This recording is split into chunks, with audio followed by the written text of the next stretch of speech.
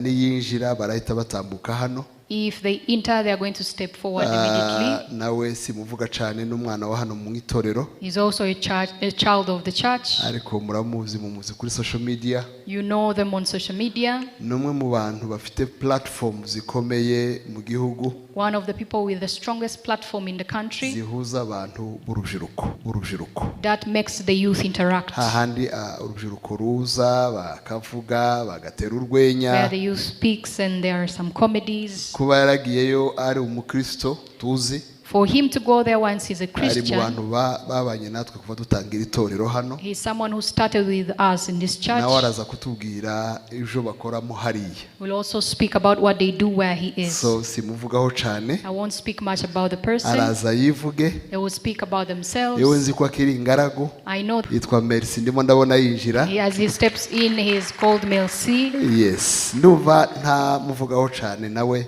Umuyobozi wa gahunda araza kubaha umwanya wo kwivuga tuganirizaho. The theme they are going to speak about. Ariko nkuko mubyumva niteme tubaha ariko nimamara kubabwira abari bo umuyobozi wa gahunda aramenye uko yori yatari biganiro n'ibibazo mubaza. We give them the theme but the conversation could be oriented otherwise. No kuvuga ngo kugaragaza urukundo rwa Gikristo ku bantu batari mu itorero. How to show Christian love to the people who are not in the church. Mu mirimo hanze aho twirirwa. Where we are daily. Ni gute abantu bamenya yuko dukijijwe? How can people know that we are saved? Ni gute twakoresha platform zindi ziriho? How can we use the platforms that are present? Kugira ngo tunyuze mu Kristo abantu bamumenye. So that we can proclaim Jesus. Buriya ba Yosefu ntibari abapasteri. Joseph's people were not the preachers or pastors. Dawidi ntiyari umupastori. David was not a pastor. Bakoreye Imana bamwe ari abami. They worked for God when they were kings. Daniel was not a pastor. Sadraka, Meshach and Abednego ntibari abapasteri. Sadrach, Meshach and Abednego were also not pastors. Abantu bakoreraga hanze bakorera n'Imana. So many people worked outside but also working for God. Nimubemera yuko Merci ashobora kuba akorera Imana hariya muri Jen's Comedy. I support that Merci could be working for God in Jen's Comedy. Abaye amenye mission afite kuri bariya abantu. Once he understands the mission that he has to those people. Hanyuma umuyobozi w'ibiganiro araza kudufasha neza. The leader. Hari no twazanye umushumba twazanye hano abantu batangira kugukomera amashyi church beradufasha kuko ngiye n'abakomediye dukorana ntabwo twatwo papa ari pasteur Yohana igice cya nyuma ntabwo mukize Yohana igice cya nyuma umurongo wa nyuma nta muntu adufashaga dusomera abantu kandi harahari no se Yohana ari muri Bibiliya wenyine zifite imirongo n'ibicerero ntago dufite ahenyona. Oya Yohana agera aho ngaho akarangira. Hanyuma Merci uri comedian, you're out there, you are your line is loud, yo bigeze kukorera Imana kuba umukristo nkuko nk'ubu mu kazi cyangwa se ahandi bashobora kuba batwita abapastor babizi neza ariko mu field ya comedian the line is so black ku buryo you are tempted kuba simka gutya na gutya. So how can we be intentional about sharing the gospel kandi tukasimerere wacu uko turi umukristo? No mu comedian cyangwa mu comedy mukora you always resisting the temptation yo kuzanamo ibyisi bidafite the direction or the compass ya the gospel. So how are you intentional in sharing the gospel aho ngaho muri yo field yanyu mukoramo without compromising the message? Ni ibintu bitabyoroshye ariko bishoboka kubera ko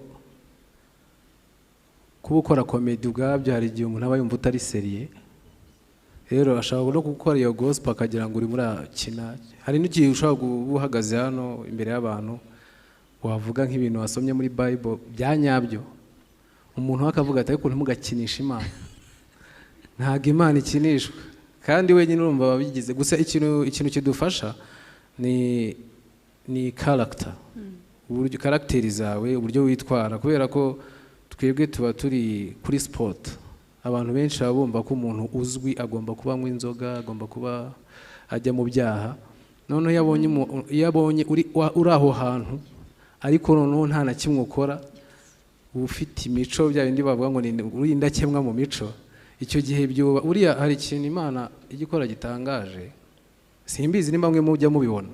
Hari umuntu rero ukabona arasenga utaramubona asenga, mujya mubibona, ukareba imico yo bati uyu muntu arasenga nturamubona asenga, ntimuranahura agiyeyo. Nuvuga ngo hari ibintu utakwikuraho. Iyo uri umukristo ni ibintu umuntu abona nta n'ibyo uvuze ataranakubona wateranye, kubera imico n'uburyo uri kwitwara muri society. Rero nicyo kintu ngewe mbona abantu baba muri field yacu dukoresha cyane, uretse kuba uri kuri stage nk'akazi, nyuma y'akazi naho ngaho ugomba kuba nyine ufite character umuntu abona akabona ziratunganye. Tell us about the message. How do you compose the message? What inspires you?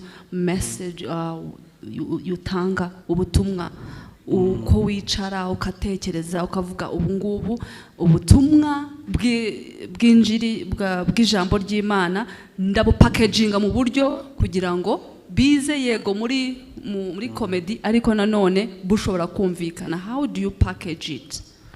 Take us through. Ukuntu tubikora, icyambere cyo ngiye nemera ko iyo uri ahantu Imana igushaka ubona imigisha. Rero imigisha iri mu bintu bituma umuntu wese abashaka imigisha. Kuba ukijijwe uri n'ahantu Imana igushaka, uri umu influencer, abantu bose bagukurikira nyine baravuga ati tubaye dusenga cyangwa se tubaye twemera Imana natwe biriya bintu byatugeraho. Ubwo ni uburyo bumwe. Ubundi nuko twe ibintu byacu byose tubinyuza mu buryo busekeje. Ushaka kubwira abantu wenda ngiye nkunda gutera blague ndi kubwira abantu ko papa ari pasiteri, ariko aba ari urwenya gusa. Kenshi mbivuga kugira ngo bakacinge nyine ko ibintu ngiye kubabwira. Ntabwo ari pasiteri, nawe asengera hano buri nuko twimutse, ariko nawe twese hano niho dusengera. Rero mbivuga impamvu mbikoresha no kugira ngo babyumve, birimo neza, mutaza kugira ngo ni ibintu numvishe nabikuriyemo. Ikindi nuko wenda urugero ari igihe ushaka kuvuga ngo basome nko muri Bibiliya, ukahita babwira ati musome muri Yohana igice cya nyuma umurongo wa nyuma. Uzi ukuntu handitse? Hari umuntu hazira Yohana igice cya nyuma ntabwo mukize?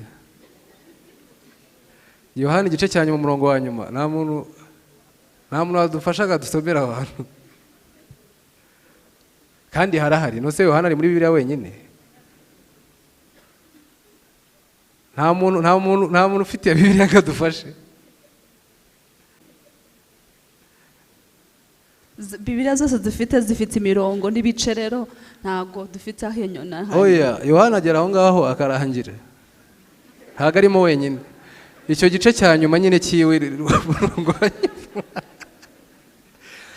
kandi hanyuma harahavuga, hanyuma hasoza. Aho rero niho hantu hasoza aravuga ngo hano magambo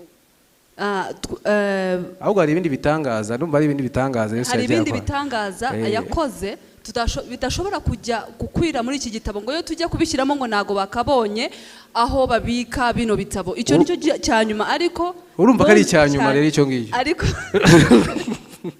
twe impamvu nayo ngo urwo rugero dukora ibintu bihari ariko mu buryo busekeje. Ushobora kubwira umuntu tusoma Yohana igice cya nyuma, we ashaka kugira ngo nta kirimo akagenda agiye kugishaka agasanga kirara kumva n'ubwo butumwa. Niyo nzira yacu. Niyo nzira yacu. Tukaba twanaririmbisha abantu gusa nyine akenshi twebwe bigaragarira mu myitwarire ukuntu wifata, kubera ko spotlight birashukana cyane. Uri umukomediye, hari n'uwo twazanye umushumba twazanye hano, abantu batangira kugukomera amashyi ugatangira kwishyira hejuru, kandi ibyo bintu Imana ntabwo ibikunda. Rero bisaba ngo ujye ube nyine umukristo ahandi umuntu akureba avuga ati uyu muntu ukuntu ari kwitwara, babyita kugira gute nyine agufata nk'icyitegererezo. Ikindi nuko ntago ari ibanga, buriya kuba twarakuriye muri church biradufasha, kuko ngiye n'abakomediye dukorana nta nubwo twatangira tudasenze. Buri twiragiza Imana,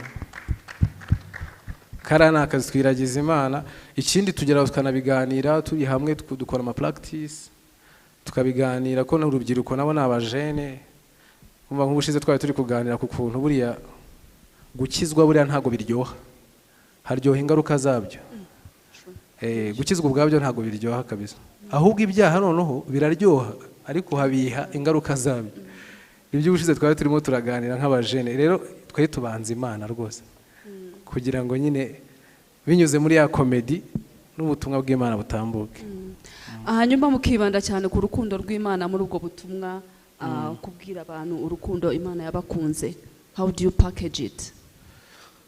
Ibyo byo ukuntu tubipackaginga twebwe bijyana n'ukuntu twitwara. Nyine twebwe nkanjye merci nitwara nk'umuntu wamenye Imana ku buryo nta kubeshya. Ubwo turavuga ku muntu ubonye nka video ayirebye atakuzi ariko akabona iyo video.